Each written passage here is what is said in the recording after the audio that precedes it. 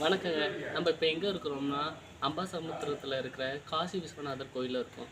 அப்படியே என் பின்னாடி பாருங்க, இது என்ன மரம்னு பாருங்க. சேனலுக்கு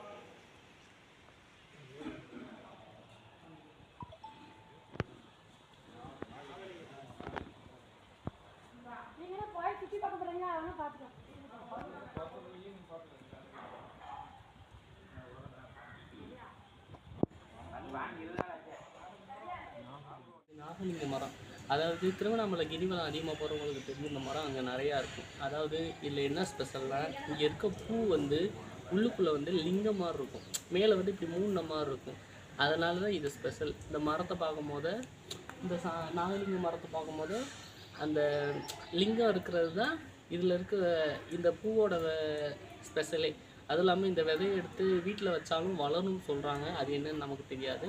இன்றைக்கி நம்ம யூடியூப் சேனலில் இந்த நாகலிங்க மரத்தை பார்த்தோன்னே உங்களுக்கு அந்த வீடியோவை உங்களுக்கு சப்மிட் பண்ணணும்னு நினச்சேன். சப்மிட் பண்ணிட்டேன். தேங்க்யூ.